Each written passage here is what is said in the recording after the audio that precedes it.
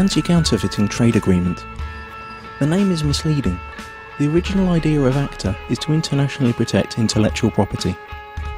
It's supposed to help prevent product and trademark counterfeiting, like fake copies of expensive goods, misusing trademarks, like using a well-known car brand on tampons, for example making General Motors tampons. It will safeguard research investments in development of products, e.g. medical patents or pharmaceutical products. It's also supposed to support artists and journalists and allow them to produce higher quality work and internationally harmonise copyright laws. Sounds great, doesn't it? But there's a twist. The Oxford English Dictionary defines a counterfeit as, quote, a fraudulent imitation of something else. But when a file is copied on the internet, it is exactly the same as the original, not an imitation, and it is not stolen since the original is not removed. The information is simply being shared free of charge, so counterfeiting has nothing to do with it. Let us explain. Intellectual property is never really defined within Acta. It could mean trademarks, or it could mean any idea or information which later could be copyrighted, restricted and criminalised. This will have a tremendous effect on the internet as we know it. The actual Acta text covers a huge range of topics and is very complex and hard to grasp, so we will explain what happens on the internet in a hypothetical real-world analogy. Imagine paying for a cookery course. During this course you learn how to cook some really tasty fried chicken. Then you return home and teach the recipe to your wife. But here's the catch. According to Acta, you are now both criminals since you shared that information for free when only you had paid to learn it. The Acta regulations are clear. When you're suspected of sharing copyrighted information, depending on the country you live in, then your access to any kind of courses will be blocked, you will be fined or sent directly to prison. But surely no one would find out that you'd shared the knowledge of the secret fried chicken in private at home. And you're right. Under current law, no one would. But Acta deals with this through excessive surveillance. All your communication will be monitored, and not only yours. Your family, your friends will all be observed, just in case. But you don't need privacy, civil rights or liberties, because you have nothing to hide, do you? Now that you know the principle, let's see how it will be applied on the internet when Acta comes into effect. You can imagine your internet connection like a conveyor belt running in two directions. Along the conveyor belt, packets of data are coming in and going out of your computer.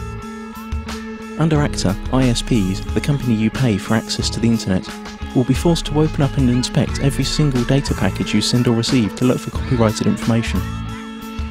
Send or receive copyrighted info several times and you could be disconnected from the internet or face criminal charges.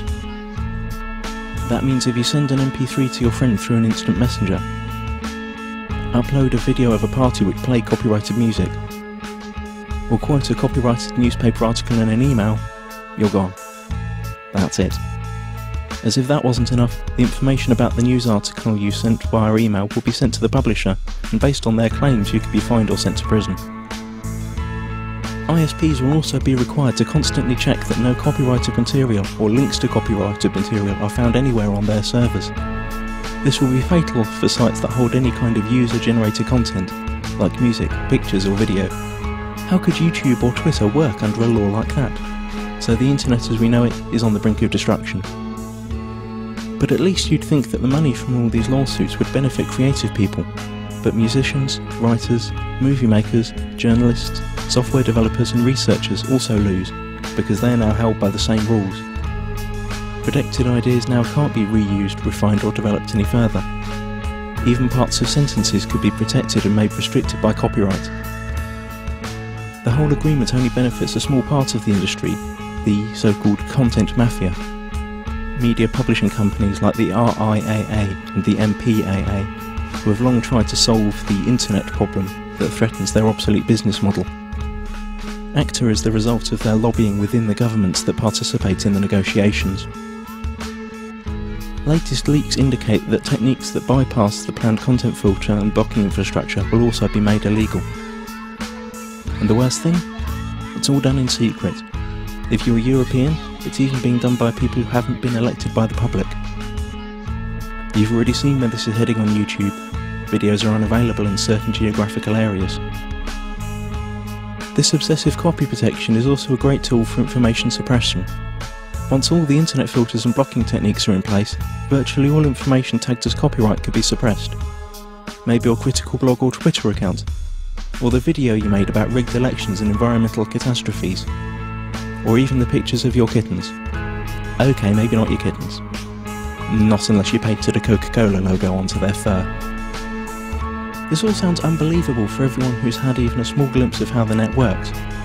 But remember, those who work on the agreement might not have any clue what the internet is about. And once the treaty is signed, their rules will have to be implemented. The consequences we have to deal with are internet censorship, restricted freedom of speech, loss of net neutrality due to the restrictions of the use of certain protocols, total surveillance of all your online activities, loss of freedoms and restriction of civil rights, punishment like losing your internet access, and we will gain nothing. The time to act for the internet is now. Google Acta.